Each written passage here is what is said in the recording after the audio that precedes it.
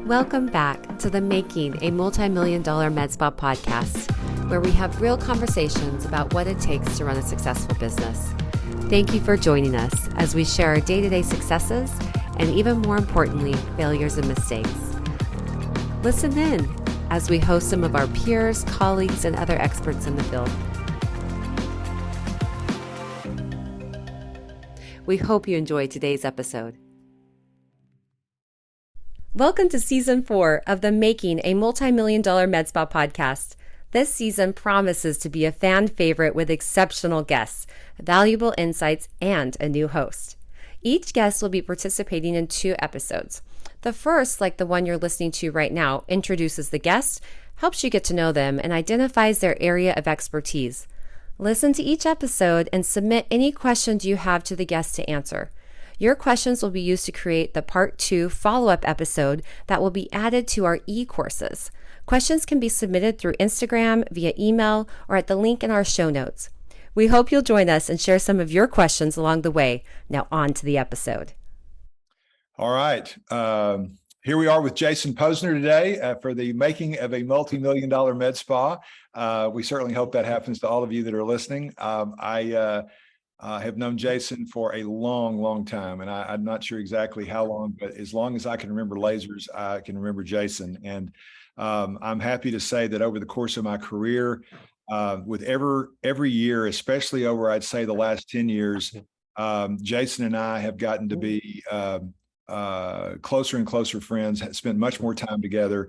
And but I just love these podcasts today, Jason. This is a very self-serving thing because I can tell you that I think I learned more from these interviewing the greatest experts and minds in technology in the world, which is certainly you. I gained so much more than it's so much better than going and reading a bunch of papers. So, Jason, it's just great to have you today. Jason is one of the leading, he's one of the hardest working guys, the busiest guys I know. We're going to learn a lot more about him. I don't know a whole lot about some of the things I'm going to ask. So I'm really excited about that. So Jason, you've done as much in laser as anybody I know in the last 20 years, from a research side, from a clinical side, teaching. So I'm just super happy to have you today. Wow. Thank you so much, Jay, for having me on. I really appreciate the accolades, and it's way too much for me. Well, and I don't like to hear any of that stuff. I'm just a plastic surgeon in Florida, and you and I both like to work hard because probably don't know any better. Yeah, that's true. That's true. But the reason I agreed with Kathy to do this is because one, I guess you and I both never met a stage or a microphone we didn't like. But the point is, really more than that, is I don't see a lot of these where we're really trying to figure out, who is Jason. They read your articles, they see you on stage, they know you're fun, they know you work hard. But I'd really like to go, hey, what makes him tick? Can I trust him? And they do, but why? So I'm going to start just really right from the start, if you don't mind. Tell me a little bit. Ask away. Yeah, where did you grow up? What was your childhood like? Tell me a little bit about that. So I think a really very kind of traditional type of childhood. So I grew up in New Jersey. Don't hate me for it. I saw the light. I moved to Florida. So I'm a Floridian essentially, but I grew up in northern New Jersey, which is basically Fort Lee, which is a suburb of New York City. Okay. And my father, who passed a few years ago, was a physician.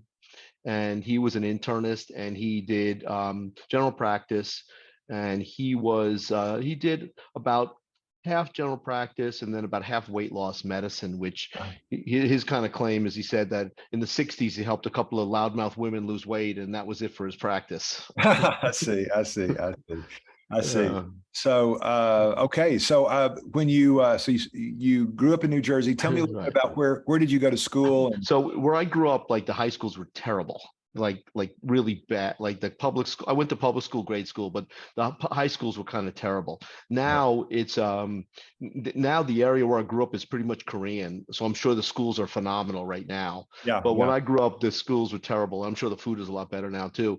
But I went to a high school called Horace Mann, which is a private high school in New York, which probably one of the top schools in the country. But it was a grind.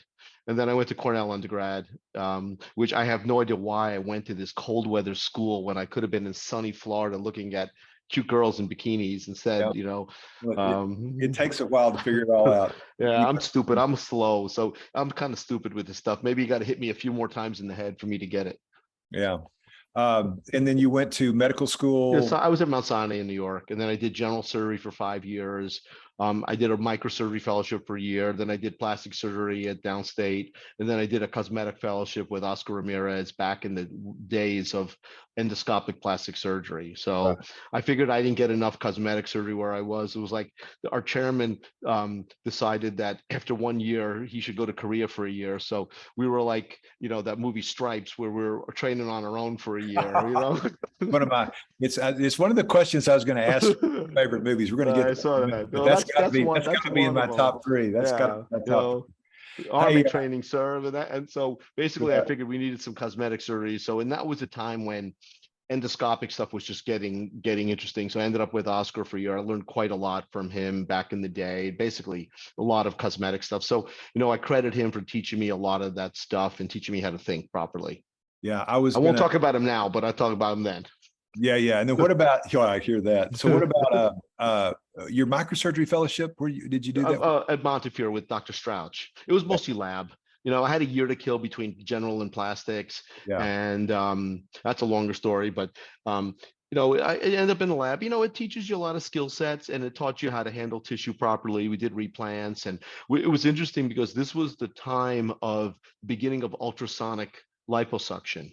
And at the time, we hadn't chance. We were trying to like copy the initial devices. We had something called a CUSA, which they used for general surgery, and I had used it in my general surgery training for pull-throughs. You know, the way they used to do some for the patients with ulcerative colitis was they would do a total colectomy, and then at the bottom of the rectum, they would use this ultrasonic device to get rid of the cells, and then you would do a pull-through on it. Now they don't quite do that anymore, just a stapler.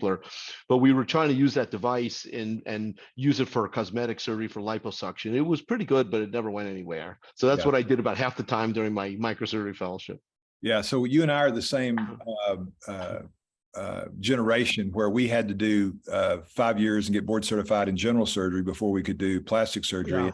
And I don't know about you, but I'm very grateful for that. I feel like I can take care of sick patients. And I love general surgery. General surgery was great. I almost went into surgical oncology. I had done a lot of research in college and in med school with some breast cancer research because given my dad was a doctor, did a lot of diet stuff. I had got involved with a research project in college that they hooked me up with at Mount Sinai with one of the general surgeons doing diet and breast cancer. And he was a Greek physician who was convinced that the Mediterranean diet lowered your risk of breast cancer, which it probably does. And unfortunately, he died at age 50 of an MI, big smoker. Yeah. So that's a great experience. Just for those people that don't know that are watching this, that is a kind of checking all the boxes from Horace Mann all the way to Oscar Ramirez. That's a very great education. But Jay, if I could interject for a quick second, that our general surgery days, those were tough times. I mean, we were on call every other night. We worked. I mean, listen, I don't want to take away anyone with any military experience because I give it to those guys who go for the military. But I feel like I was like a private during that time, getting busted on by our senior people. We worked quite hard in those general surgery residencies. The people nowadays don't go through the same level of abuse that we did. This is the part of the podcast where we talk about walking in the snow 5 miles. Yeah. But I will say this: when I was on call at the University Hospital, when I was in Utah, true story, I was on call every other night. And so I was recently married. I would get home at 10 o'clock the night I wasn't on call, and I'd be back the next morning at 5. And the weekends, we used to go in Saturday morning about 8, and we would leave Monday evening at about 6.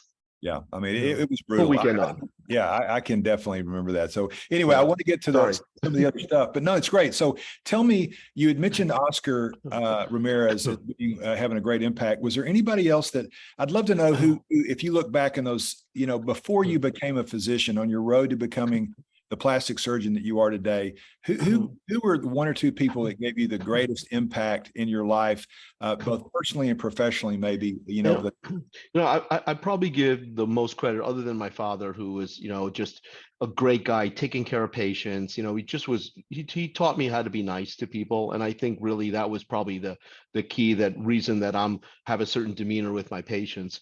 But I probably give the most credit to our general surgery chairman, a guy named Arthur Ofsis, who passed a few years ago. Just a very ethical guy. He ran a very ethical program. And I think that, teaching at that time in general surgery residency was just very ethical, take good care of people. And I think that just was ingrained to me at a younger age, and I've just followed through with that. Just like Jay and I have very similar demeanors in terms of research and understanding, and the way I know, in fact, you probably take care of patients the same way I do, and I'm sure we'll get into that later. But just do the right thing. That's the bottom line that they taught us, and I've kind of stuck with me. Yeah, it is.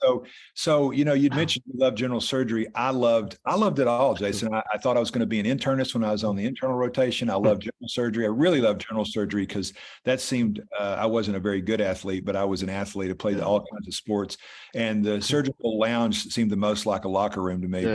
But I thought I was going into general surgery for the breadth of it. And then I discovered that it was shrinking with the endoscope. And so I won't tell you the story. I've already done that. But what led you in your journey to go, hey, I think I'm going to go do plastics? Because, in general surgery, you hit it on the nail. General surgery, here's how you do a gallbladder. Here's how you do a colectomy. There was one way to do everything, and it was just a bunch of steps, and that was it. And there wasn't much room for creativity. And, plastic surgery is thinking on your feet. And I think that's the one thing I'm good at. That's probably the only thing I'm going to say about myself that I think I'm good at, is I'm pretty good at thinking on my feet, and it's sort of like a MacGyver-ish kind of thing. And that's where plastic surgery is. And every day we do the same thing. And, most of my clinical practice is revisionary plastic surgery. And every day something comes in that's pretty much a disaster. And you have to figure out, either beforehand or mostly on the table, what's going on and how to fix it. And that's what I really like about plastic surgery. Yeah, I would echo that. I think that it's, when I saw Jason, I was on general surgery. I rotated on plastics, and I saw the first tram flap done in Utah. And then later that week, I saw a guy that had lost his thumb in a rodeo accident get his toe put on there. Wow. And I said, you know what? This is, they do everything from toes to ears to hair to whatever I'm in. So it sounded like we were interesting on that. And there's nothing wrong. There's no wrong way to do it in plastic surgery. You get a good result, and you can challenge dogma, which I really like to do. Just because it's done for 100 years doesn't mean it's the right way to do something. Yeah, and we're going to get into that, because I know that you combine a lot of things, and you figure out how to. There's 1,000 ways to skin a cat, and I think everybody knows you've got a new puppy there, so you're just trying to help them out. So I'm here. She's only 10 years old, but she's 4 pounds, and I don't want her taken away by a hawk. Oh, when you said 4 pounds, I thought she was a puppy. So she's a full grown. I'll bring her on in a second. She's a full grown chihuahua. Oh no, I've seen her. Yeah. She's on a lot of calls. I've seen her on your SAB before. I think I know this dog. Hey, so listen, I think when I think of you, Jason, I really do. And again, I really do see that side of you that's humble and honest. And, you work with a lot of companies, and, like all of us, especially 20, 25 years ago, you and I were outliers. Even though we were, we were honest and whatever, and we worked with a lot of companies, we caught a lot of junk thinking that we were in bed with industry. Nobody trusted us. Nobody trusted us because they thought we were getting paid. And unfortunately, I wasn't getting paid. I wish I was, but I wasn't. Yeah. And the point is that we're interested. So you, to me, I've limited what I do, even in this part of my life. But when I want to know about a new technology, Jason, I literally know that you know about that technology. I don't have that bandwidth. Well, but a lot. And so what makes you the Energizer Bunny? What is that? Your parents? Is that your dad? I'm going to give my dad credit for that, because my dad he died at 92, but he practiced medicine until 90, and he didn't sit still. And I think I have that whatever that gene is, whatever codes for that. But I think also the fact is like, I got a couple of beliefs in things that you need to do to take care of yourself. One is I like coffee. And then if I have a lull, I'll hit a Celsius, which is an energy drink in the afternoon. But I landed at 11 o'clock last night from Minnesota. I was doing a Saigon gig, and I was up early this morning, and I'm still awake. These things like talking to you energize me. But I Yeah. think there are two things in life. Are one is exercise. I think if you got to exercise to stay healthy, and the other thing is I'm 60. I'll be 62 this year, and I've been on testosterone, and I think that balancing your hormones gives you the right amount of energy and brain function. Yeah, yeah, I agree with you. I know you and I both are big Peloton fans, so I wanted to talk about that in a minute. But I'm gonna bounce back and forth a little bit. But before I leave this personal side, I'm gonna come back to it. What do you if you couldn't be a physician, what do you think you'd do? Oh, you know what? Probably like this is one of my hobbies right now that I'm involved in. Believe it or not, like we'll get into this, but I got into some vintage Rolexes a while ago, and I'd probably be a watch dealer, or a car Really? dealer. I love cars and watches, and I'd probably be either a car dealer or own the car dealership, or who knows, something along those lines. Sales, right? Is crazy. Yeah, sales. I think that if you and I both have a passion, and people would go, you could sell Yeah, we could sell ice cream in the north. But the point is that we couldn't do it. I really have seen you do the same thing, and I've seen you do it more and more over the last 10 or 15 years, where you'll speak honestly if you don't believe in a company, Yeah. which gives you more credibility.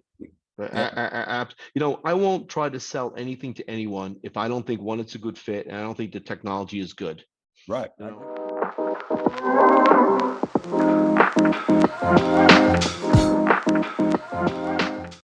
Hey listeners, don't forget to submit your questions for the second part of this series.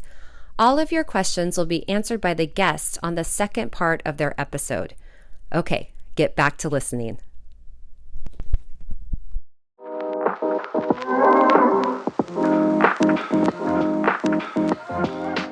Right. I agree.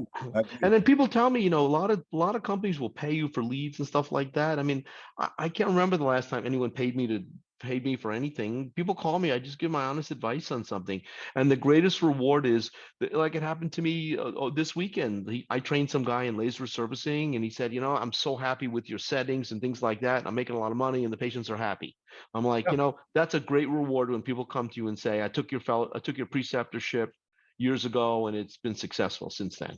That's awesome. I feel the same way. It's better than calling me an idiot. You made me buy something, and I lost a lot of money on it, and my wife divorced me, and my kids won't talk to me. Yeah, I agree. I tell people, you've heard me say it before, is that, my first loyalty when I speak is the people in the audience, because I know where you're going to be in the same place and the same meetings every year. These industry people may be working with the competitors next year. Oh, absolutely. I always meet these people. I don't remember their names. I'm like, okay, I got your name now. What company do you work for again? Where did you switch 5 times since I met you last? Yeah. Okay. So listen, right now, regarding your practice and your expertise, I think I know enough about this, but what really is inspiring you and motivating you right now, and what drives you right now? What are you excited about? In terms of practice, I think I'm on a hamster wheel and I just can't get off.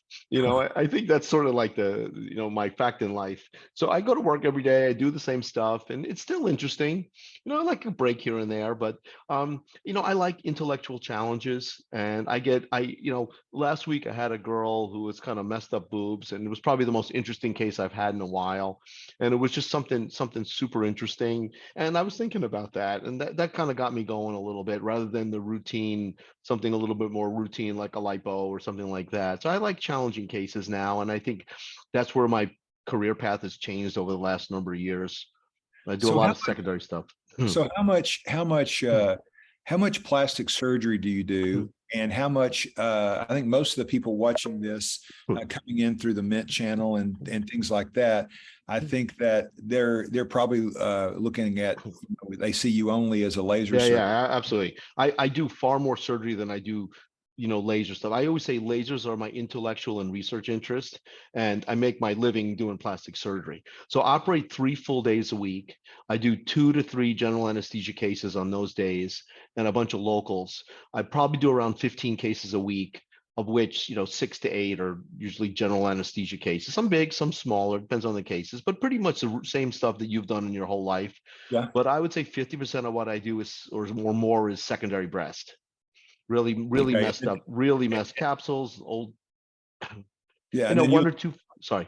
No, I'm sorry. And you'll do laser cases on those other 2 days, or Well, no. What I actually do is, it's very interesting.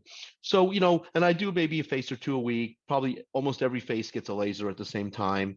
So I have 2 rooms in my office. One's a regular quad A OR, and the other one's a minor room.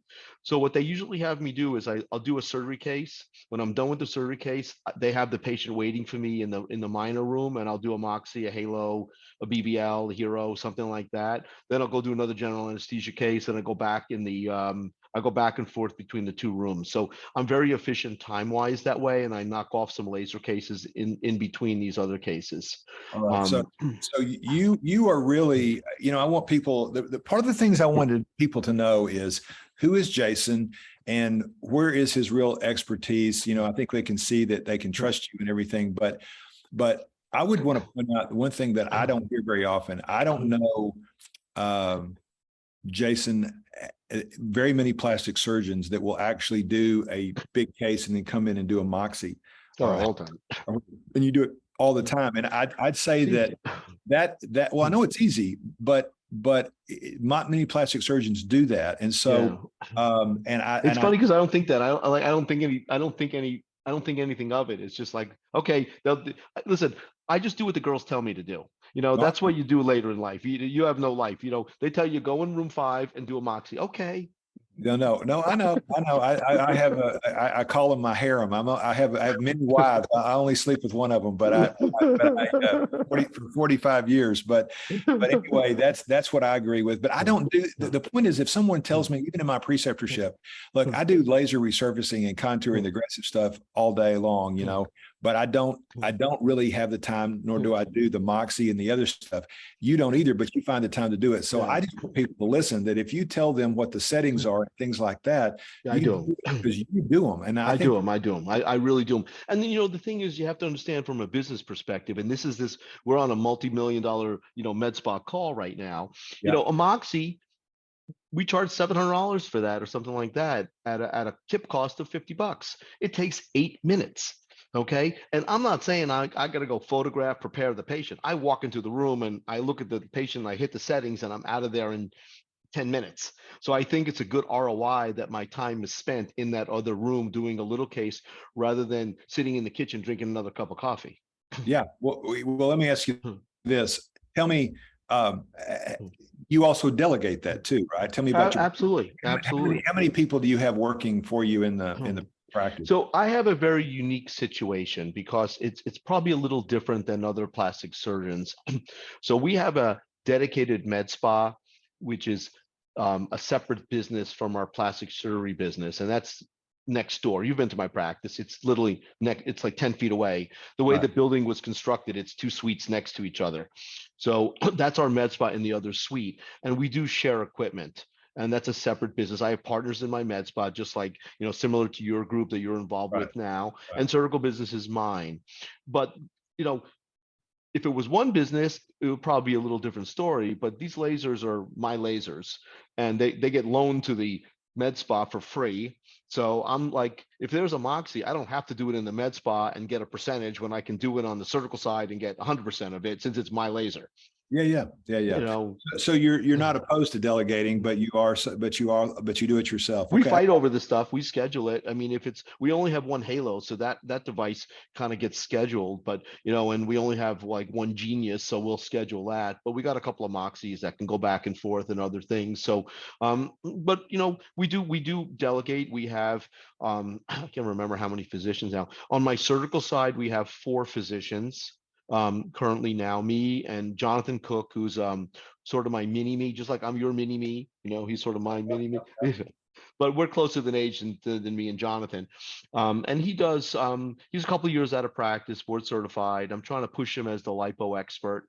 and he's doing quite well. He actually teaches laser courses now, and he's on all the Sciton calls. So I'm really grooming him to take over for this laser business in the future. And then we have Rondi Walker, who is a female physician from DC, and she's relocated to Florida. She does a lot of noses, ENT, then plastic. And then Elliot Jacobs, who only does two things. He's semi-retired, gynecomastia and female to male top surgery. That's all he does. And he's like the world's expert in those two procedures.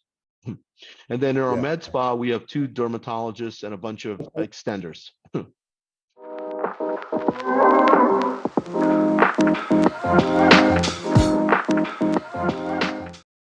Calling all aesthetic professionals. Get ready to boost your clinic's success with the Mint Aesthetics Management and Marketing Group Training event. At Mint Aesthetics, we understand the unique challenges you face in the industry, from costly turnover to effective social media strategy. That's why we are hosting a management and marketing group training on November 15th and 16th at our training facility in Kansas City. This event is designed to benefit your clinic, team, and clients. On day one, we'll be sharing the secrets to improved management processes that will streamline your clinic's operation. You'll hear from our own management team to see how they identify needs, adapt strategies to align with their role. Imagine a clinic that operates under one aligned ideal, providing guidance for your whole team and saving you time and resources. Day two focuses on marketing, how to make it easy, what works and what doesn't, and making the most of social media. This training will equip you with the tools to attract and retain more clients, making your clinic thrive. We are confident that this training will be incredibly helpful in providing the right tactics and process to support your clinic's growth. Don't miss the Mint Aesthetics Management and Marketing Group Training event on November 15th and 16th. Ready to unlock the benefits for your clinic? Give us a call at 913-338-2553 or visit mintaesthetics.com to register through our group training page. Elevate your clinic success with Mint Aesthetics and join us to find where management excellence and marketing mastery come together.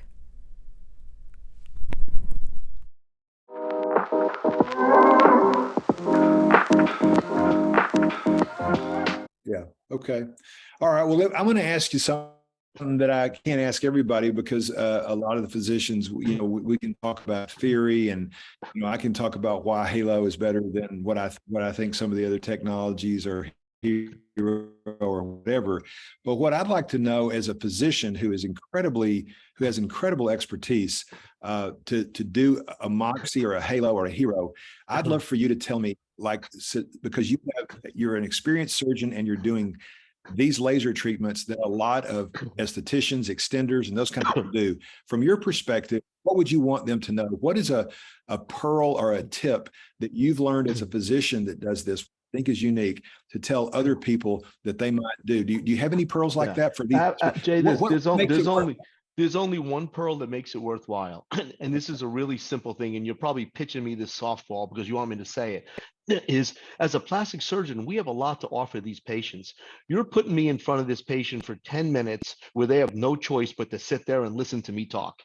So we get to talk about lots of stuff. We could talk about their eyelids, their facelift, their boob job, their tummy tucks.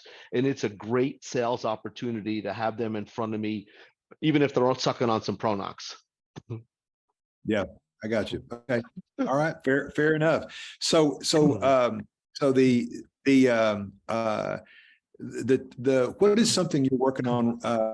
Let me ask you this. Okay. Over your career, you've done a lot of things, and we've been on several advisory boards together, and we may have the same answer to this, but I would just think, what are one or two of your favorite technologies over the last 20 years that you're the most proud of being a part of and help bring to market? And, because on these STB people out there, they need to know that what we do is we get these ideas and sometimes on a table napkin back in the, late 90s or 2000s, early 2000s. And we get to sit down with the best minds, people smarter than ourselves, and we get down there and figure out how to make this work. So I have mine, but what about yours? So it's pretty funny that, I just remember I was sitting with Dan Negus, okay, one of the co-founders of Sciton.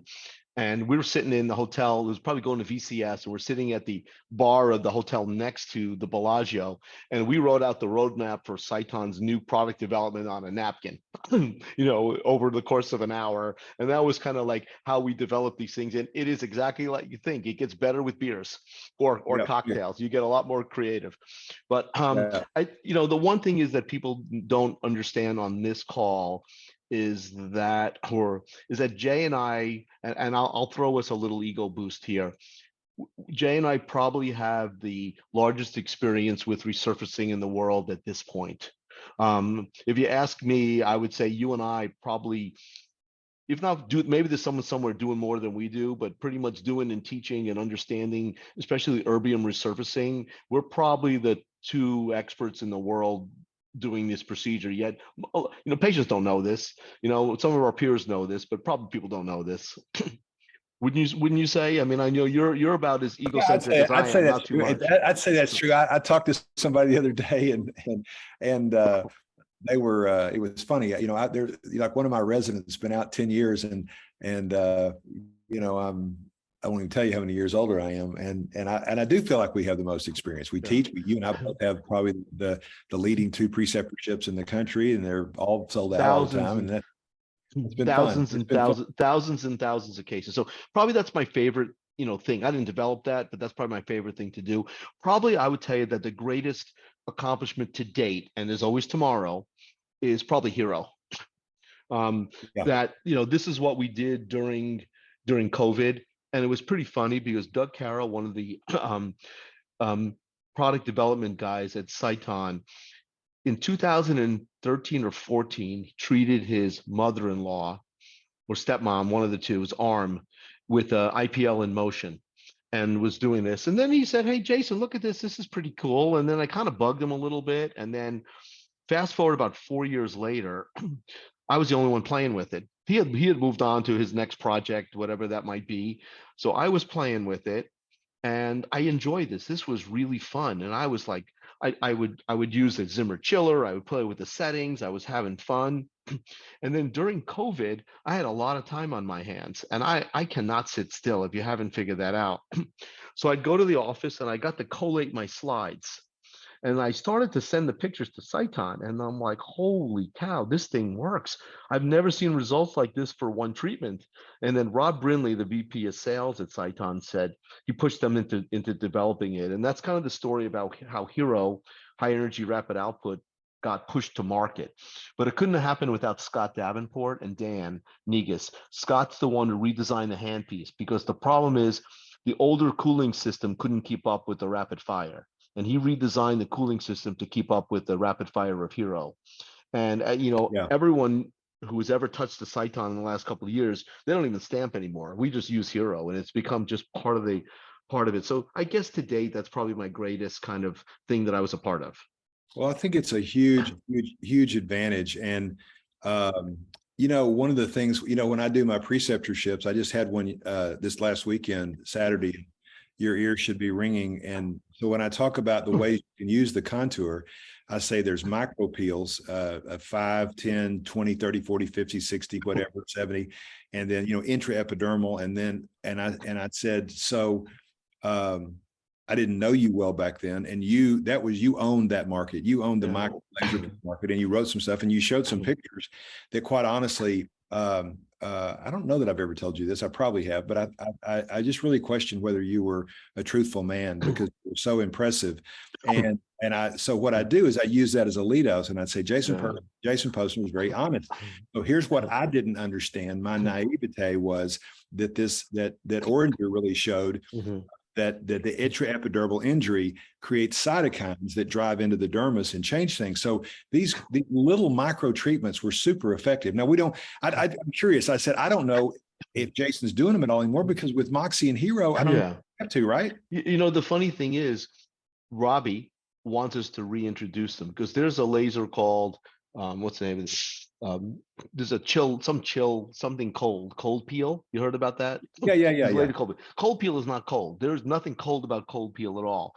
And he's like, we own that term. We trademarked that term. So we're trying to bring back Arctic peel, which, forget the face. off the face, that is phenomenal. And what I was, business thing for this call is, I was talking about it this weekend. You take an esthetician room that's $150 an hour, and states that allow estheticians to use low-level ablative lasers, you start peeling their hands and their feet, you got another $200 for 30 seconds of work. You now have a $350 an hour room that took you an extra 30 seconds, and the patients are loving it because their hands are smooth. So I'm going to stop you right there for a second. I want to know a little bit more about it. This is where I'm learning now, Jason, because it always tell me where the safety margin is there. Because, if you ablate below the jawline on the body, everybody out there that's listening, I'm sure you'll agree with me, be careful. So give us some guidelines on how you do that and how you do it safely. So the question is, what's safe and what's a pain in the neck recovery time? Yeah, that's what's safe. So I always said under the jaw, on the neck, 25 microns. I've gone up to 50. No problem with 50, but you might have a little bit longer recovery. I don't like more than 50 microns full field on the neck, non-fractional on the neck. But on the face, you could probably get to 25 microns, but I'm telling you nowadays, I'm doing 10 microns, 8 microns. And I think for estheticians doing this to really get light peel, 6, 8 microns. But you got to do it monthly. That orange article of this intraepidermal injury, it doesn't make any sense because you're not even through the stratum corneum. But the patients love this thing, and in Florida, our estheticians are not allowed to do this. But in Texas, I think it's a different story. I mean, what harm can happen from a 6 micron peel to your hands? Absolutely nothing. Super safe. And you're saying that you see some nice results with that in the patient's life? The patient's skin is smoother. That's the thing. Think about it. Okay, let's think about this logically. Microdermabrasion is huge, right? Yep. Microdermabrasion is a full field injury, non-fractional. It's 1 to 3 microns of damage. That's what you're getting from microdermabrasion, 1 to 3 microns. You're getting 8 microns. You're getting 3 to 4 times the damage, up to 8 times the damage of one microdermabrasion in a light laser peel. Right. So this is something and with cold air, you don't feel anything. Yeah. Well, I think that's really I think that's a pearl. I hope people pick up on how to expand in their practice.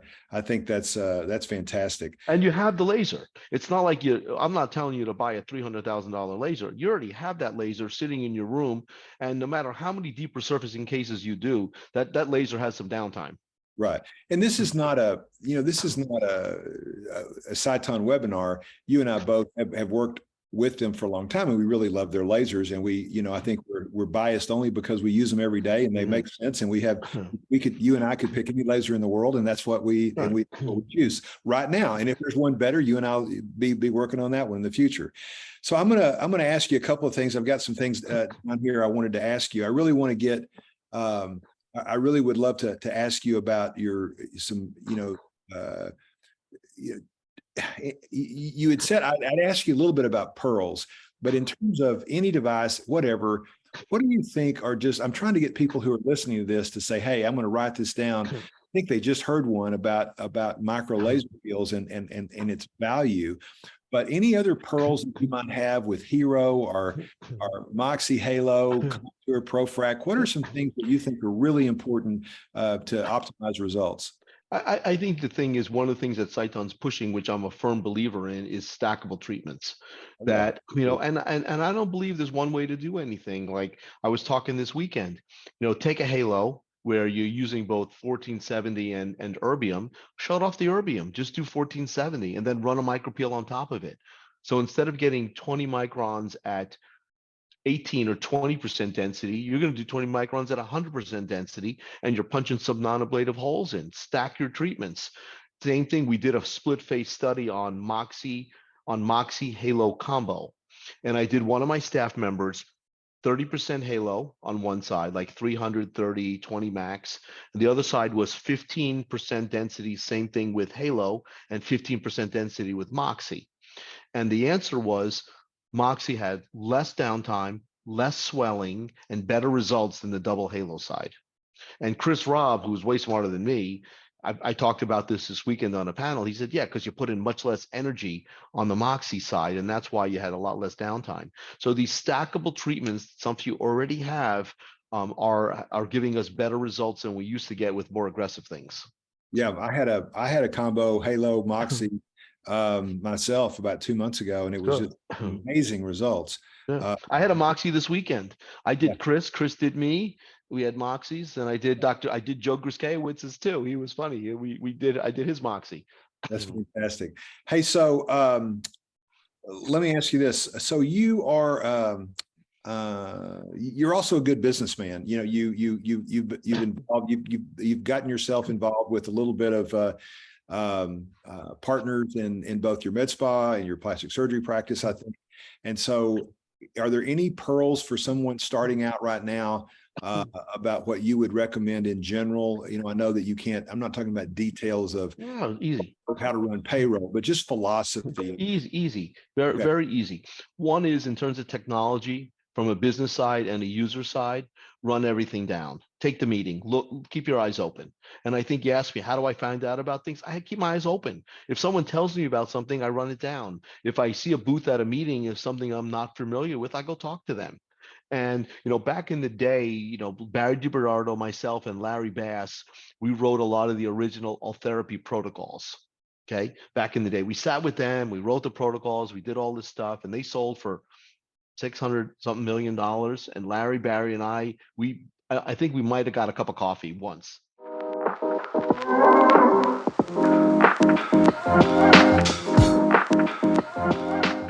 For listening to the Making a Multi-Million-Dollar Med Spa podcast. We are honored to have the opportunity to support your practice. If you like this podcast, we would love it if you left a review. Ratings and reviews allow more practices and industry professionals to find us. If this episode has inspired you, share it with a friend. Together, we can empower our community through continuous learning. We truly value your support of the podcast.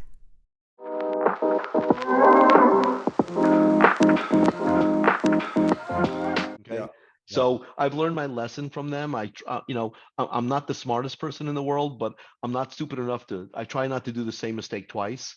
So from a business perspective, I try to work with the companies, and if I'm going to put some sweat equity in, I like to either get some stock options, or a lot of times I'll invest my own money in them. And I have a lot of money invested in different technologies, and hopefully some of them will make money.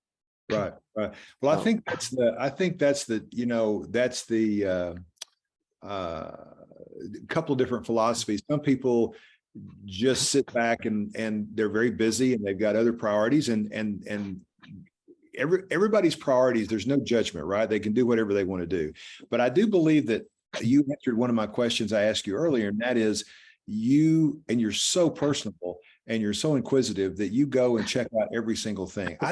I think that's a difference between you and I, is that I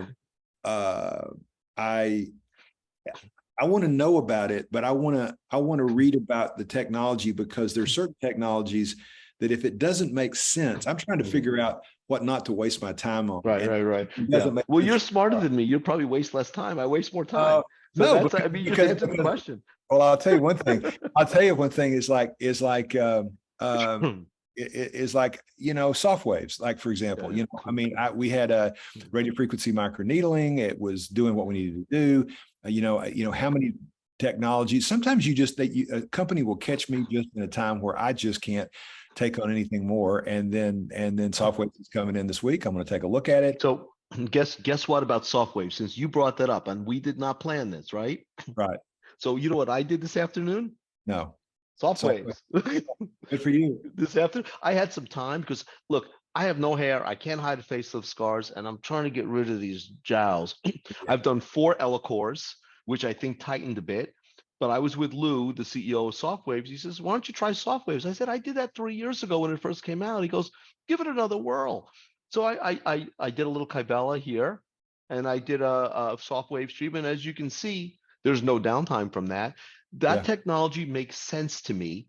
It does, because back in the day with All-Therapy, we were off. We were trying to tighten the platysma muscle or the fascia over the platysma rather than tighten the skin. And this device is focused into the skin at 1.5 millimeters. Now, we learned a lot about skin thickness over the last few years because Saiton sent Barry and I a ultrasound device that measures skin thickness. So we started measuring skin thickness on everybody for a while. And your face is not as thick as you think it is. 2.5 millimeters or so. So that 1.5 sweet spot is right in the middle of the dermis. Yeah, well, I think that's great, but that's a really good pearl for me to maybe start a few more booths than I have been lately. But hey, so let me ask you this: when you're over the course of your practice, what do you think is the most difficult condition to treat? I'm not talking about plastic surgery. Let's focus on non-surgical stuff for a few minutes. And what's the hardest thing you treat? I think I know. Yeah. Melasma. I can't stand it. I'm not a dermatologist. They ask me this stuff, and I'm like, I'll give you first-line therapy. After that, you got to go see our dermatologist. Maybe get some oral tranexamic acid.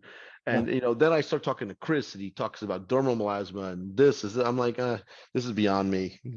Yeah, I agree. Maybe when I was younger and had hair, I could learn about this stuff. That's a good segue though, because for me, I was I still think melasma, and I think acne scarring. Yeah, I would put up there as well. But we're doing better with that. I mean, I got to tell you, acne scarring. Sorry to interject there, but I think that following Chris Robb and Sharif Ibrahim's settings for halo for acne scars has changed our life.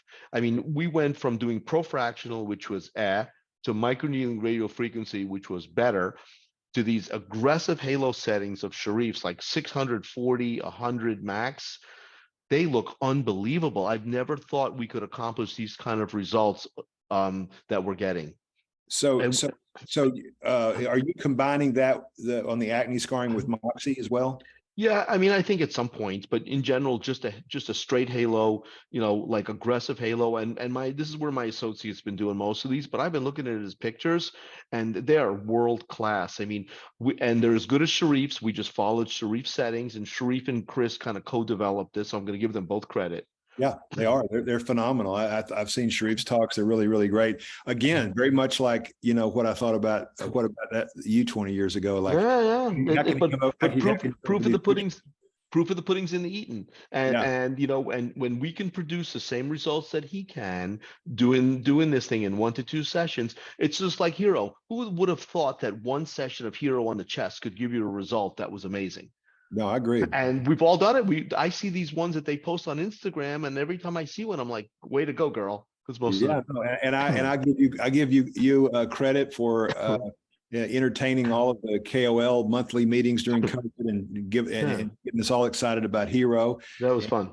But the thing that the laser that really has shocked me, the unsung hero that has become the Cinderella story, really the girl that couldn't go to the dance, but then once they got there was the star, is Moxie. Oh yeah, 100%. It just shocked me because that came out of nowhere. We use that. We combine it with every radio frequency, almost every halo, Hero. We're combining it with we're stacking everything. Of course, I'm being mercenary and call it skin life, but the point is it's the same thing kind of stacking. But that has helped me with my melasma. I use Jill's protocol with the icing and the steroid, and that has really helped us a lot. I'll give you a little pearl on Moxie. And Chris and I were talking about it, and Sharif were on the same panel this week, and we all came up with the same thing. Everyone thinks that to get the best results out of Moxie, you got to max it out. I don't think you need to max it out at all. I think the low settings, most of that pigment sitting at 100, 120 microns, and that's 5 millijoules. That's the lowest setting with Moxie at 5 millijoules. That's what you're getting to. I don't think you need to go much deeper. So my sweet spot setting is 7.5, 15. I love that setting. And Chris and Sharif both have the same thing. They all love that setting. Great. Well, that's a great thing. What has been I don't know if this is a fair question, so if it resonates, fine. It's all fair. But in terms of the time you started with your expectations, your practice, when did you start practice? 20 years ago, 25 years ago? Yeah, 25. I finished my fellowship in 96. So, 27, 26 years. I've been in Florida since 97, and I always consider my own practice. I opened in 2000. So I've kind of bounced around and did some stuff. So I'll give you 23 years at the same location. Before that, I didn't know what I was doing. Oh, that sounds good. But if you look back now, where you are now, what would have been your biggest surprise or to know what you're doing now, what you've accomplished, whatever? What's been a surprise to you? I think that one, everything's mainstream now, and that the patients that coming into the practice now are from all walks of life and all colors, and we have to be very adept at treating all skin types. And for a med spa, I think people need to understand that med spas are becoming colorblind, that people from all walks of life and all colors are coming in, and you need to be able to take care of every skin color. So we do lasers on skin types 5 and 6. I do moxies on those patients. We do resurfacing on type 4 Hispanic patients, and Asian patients might be a little different, but across the board, we treat everybody. Recovery times have gotten faster in surgery. We do a lot more local anesthesia surgeries now. 1/3 of my surgical revenues are local anesthesia cases now. Every day there's a couple of locals on there, little stuff, but people, small area lipos where they go back to the gym in 2 days. So quick recovery, better results in all across the board. Yeah, there's just, yeah, I asked that question for you, but as you're answering it, I'm thinking about it myself. And Jason, I think the thing that got me is like, when resurfacing came out in 95, and, you and I were, all over Cosmo and Lure and the whole thing. And then in 2000, the same riders that they thought loved us, they were cutting our knees out from under us because they were getting scars and whatever. So there was this whole thing, and there was a whole lot of non-surgical when it really took off was then. And really the problem is that very little of it was very good then. Oh, terrible. Enlight. We were talking about that. Oh my God. And Enlight laser head. I always say there's lots of devices from our past that had beautiful histology and zero clinical results. Exactly. And then the IPLs, the first IPL was photoderm, right? The nickname for that was photoburn. Right. Exactly. No, it was crazy. Then cruel touch. Yeah, cruel touch. Right. That was what we did is, and I heard authors, I was disheartened because you and I both are at our core, we're plastic surgeons. We want real results. It's why we went into surgery. And so we were stacking back then. You'd add Enlight and pulse style laser and cruel touch. And the problem was, the reason that stacking got a bad name was 0 + 0 + 0 equals 0. But now 35% plus 35% plus 60% is 90%. It's amazing. There's a slide in my slide deck about old lasers and new lasers. Old lasers, I'll give you this slide. Light switch. It was hot or not. It was an old coherent at 300 millijoules, 60 watts, 3 passes. But nowadays you have a rheostat. I can turn it down, I can turn it up, and the results from the low level stuff is truly amazing. Yeah. So I just think the lasers and the technology of not just lasers, but technologies across the board are really at the best place we've ever been at. And so although that's good, I would tell you there's a lot of people that don't have the experience. And this is not judgmental. You and I both. You can be judgmental. We're having fun. No. Jason, you and I would teach anybody, right? If you're interested in it, this is not, it's not rocket science. It's not, I'm not teaching you to do a breast reduction or a free flap. It's laser technology, but it is worth knowing that these lasers now are getting, this new device, this Derma V from Lutronic. It's like driving a Ferrari. You've got all these different bells and whistles. And so I think that there's a responsibility that they really need to get trained and make sure that they're so good now that you know how to use them, because there's the good news is they work, and the bad news is they work. So you better use them well. Hey, so listen, what is the hardest lesson you ever learned? And that's a tough question, but practice, life, whatever. What do you think? I've been married a couple of times, so I got lots of those lessons, lots of life lessons. But you know what? I don't believe people who've only had successful lives and never had any downturn in life. I always say I never learned anything from anything I ever did well. I only learned from problems and mistakes that we made. Right. So I think it's cumulative knowledge over time. I think the biggest problem is both you and I want to make patients happy, and that's our goal in life, to have successful results and successful patients. But I think I've learned over time is you just can't make everybody happy all the time, and there's a lot of crazies out there. So we just do the best we can every day, and if you keep striving to do the best, that's the best you can do. All right, so I'm going to ask you one more clinical thing, and then we're going to go back to personal and head to the barn here. But what are you working on right now one thing, two things that you're the most excited about for the future. There's a couple of. You can't break an NDA. I got that, but I know. We got a couple secret. There's a couple secret things coming out, and there's some things I can talk about. So, on Cyton end, one of the things I'm playing with, this is public knowledge. I'm talking about this at controversies. I'm having the most fun with vascular, and I need to get you involved with this. Is I'm using a vein light to map facial veins prior to treatment, and I think it'll be very helpful with port wine stains and other things, because I was on a call with Cyton and they're talking about how you need multiple treatments to get rid of these veins, and I'm like, that makes no sense to me. If you kill a vein, why is it coming back? Till I realized the problem is you're missing the feeder vessels. So especially these blue veins around the eyes that you and I love to treat, I've been using this vein finder to find the feeder veins and killing them. And it's really cool, and it's not expensive to do. So that's, number one.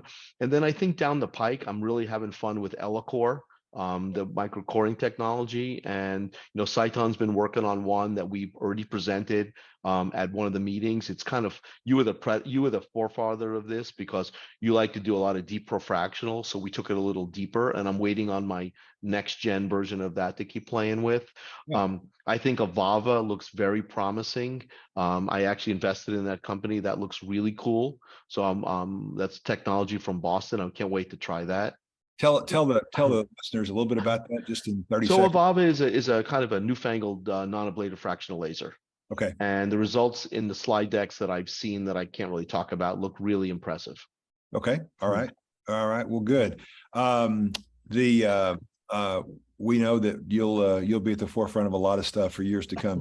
So thank you. So let me ask you this. So you mentioned I'm going to go back to your personal thing and close it down, but you said your favorite hobby is old watches. Is that what you said? Well, that's one of the things. I like old Rolexes from the 60s and 70s, because it's kind of crazy. You're learning a whole new language with this. And, it's very minute, like the bands are certain this, and there's date codes, and the dials are different. And it's kind of cool stuff. And I've learned a lot through a good buddy of mine who lives in Dallas, who's a former Secret Service agent. So he's taught me well over the last few years. I don't know if you met him along the way, but he's a pretty cool guy.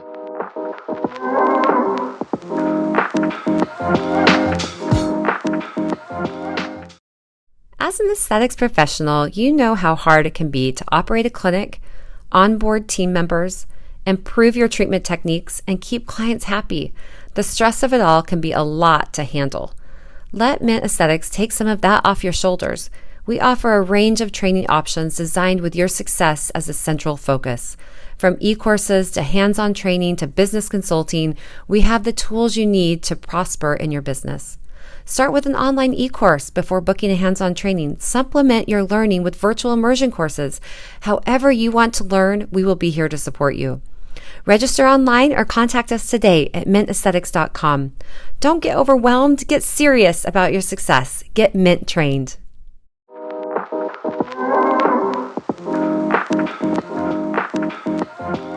Flower mound. Well, the thing that I don't know anything about that, but I will tell you this: that if we were having a drink right now, I can tell you honestly that I would sit there for the next 30 minutes to an hour and ask you to tell me about that subculture, and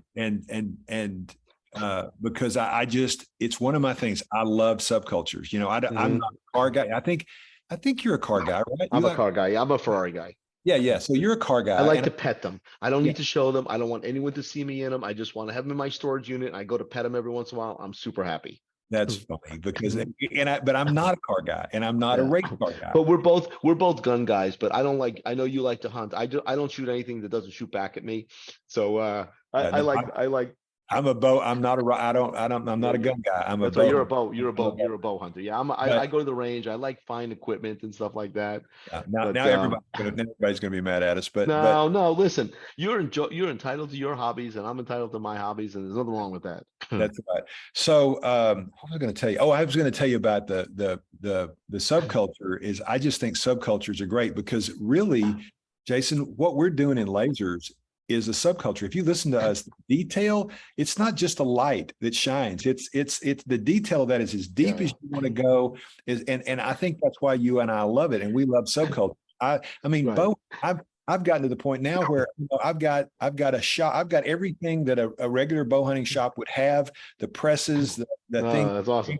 I've got one of the Sciton's reps bows in my garage. I'm working on it It's now. awesome. So I just got in today some watch parts because I broke some of my things to pull some pins out. I just literally got it in today, some replacement watch parts. I got presses, I got lots of cool stuff. I would tell you, I would think a commonality for many people who are good at what they do, especially with details like laser, is that OCD is not a bad thing. Yeah, no, very good. Listen, but it's funny because everyone thinks that we're a little ADD, and I am definitely a little ADD, except in the operating room.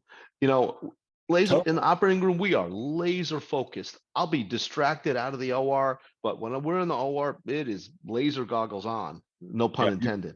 Yeah, you're exactly right. So, so let me ask you this. I could go on forever, but a couple more things. So tell me, just to know about you. So I'd like to know what things like. Even though you're the Energizer Bunny and you go hard and you go crazy, and you said you've made some mistakes and whatever, what is it that you've got to run out of gas sometimes? So what is it that fills your tank? How do you rest? What does vacation look like? Well, if you said, "Hey, I'm at the end of my rope. What's vacation? Do you ever relax and slow down? I've been trying to coordinate with my significant other a vacation. We haven't been for a while, but we try to go on at least one a year. But it's been a little hit or miss now, just because of work related things from both of our ends. But you know what? I crash at the end of the day. I like to sit and watch TV. We watch Netflix. We're watching Your Honor right now. Just pretty typical to everybody else. I like to read a lot. But since a little ADD, I'll watch a movie and read a book at the same time. Sometimes. No, I do it the same way. My wife, it drives my wife crazy. Yeah. All right, We're going to stop with a couple of things. Tell me your 2 or 3 favorite movies. Oh, listen. So I watched Top Gun Maverick yesterday on the plane again for the 3rd or 4th time. I love that. And old stuff. I love. We talked about Stripes. We talked about all the old stuff. Any of the old comedies. I'm a serial watcher. So if it's on one of the cable channels, I'll just sit there. I might have seen it 100 times. I love John Wick 1, 2, 3, and 4. I tell you, you could answer. These are all my answers. And well, all right. Well, listen. Jason, I could go on forever, but I think we've been here close to an hour, and I just I really appreciate it. I appreciate your friendship. I appreciate you being a colleague and working together, and you don't really have any secrets, and it's kind of like it's a big pond, and we all can work in it together. And so I've learned a ton from you, and I appreciate all your kind comments, and I look forward to having everybody hear this, and we may what we sometimes can do is get people to ask questions about your techniques and technologies, and we may come back and have you again and talk a little bit more about specifics. But no matter how it is, I really enjoyed today, and I know I'll let you go recover and watch some Netflix and recover from your soft waves and your Cabela. Yeah. I'm going to play for some watches tonight. There you go. All right. Well, the one thing I didn't tell you, though, I'll just leave this as the last thing. The one thing you really don't know about me is I have another one hobby that you probably don't know anything about. That's what I want to know. I'm going to let you hold on for a second. Okay. I'll be right back. Okay. All right. I'll be right back. 30 seconds. All right. Well, Jason, I'm still on. You can hear me. Okay. That's good. Here you go. The pregnant pause is going to be worth it. It's not surprising. I bet you don't know this about me. All right, here we go. Oh my goodness. So I have 7 parrots. And this is a Moluccan cockatoo named Frosty, and she's often on our calls. So I have 7 of these big birds. I have 4 macaws, and I have 2 African grays, and this is a Moluccan cockatoo. So how did you get involved in that? I was at a surgical resident, and my parents had a place in Florida, and I had no money. So during the summer, I came to my parents' place in Florida, which is probably pretty stupid, but I had no money to do anything else. And the guy who was at the pool used to bring his bird to the pool because there was no one at the pool. So after that, one of my females is 30-something years old, and their lifespan is 50 to 100 years. And this one's Frosty, 50 to 100 years. Yeah. I'm not gonna last that long. You a good girl? Frosty. This is Frosty. So some of these birds could outlast you. Oh, absolutely. They have to be in your will. So some of the other ones are. This is the friendliest one, but Well, you saved the best part for last. I had no idea. That's fantastic. Now I can talk to you about watches and birds when we get. Yeah, she's a good girl. I can't show them to Grant because Grant tried to shoot them. Wow, that's funny. Well, listen, Jason, I've enjoyed it, and I'm sure if we had another hour, I'd learn even more. But thanks for bringing. Now, what are you going to say, Frosty? Bye bye. All right, bye, Frosty. Bye bye. Yeah, all right, take care. All right, see you later. Bye bye. Bye bye. Bye bye. That's the bird. That's fantastic. Good bird. Oh, all right. Bye, guys. Right, thanks. I think Kathy may jump back on. Thanks for listening to today's episode. We would love it if you left a review to help other providers and clinics find us. Also, if you want more information about anything we discussed in this episode, check out our show notes.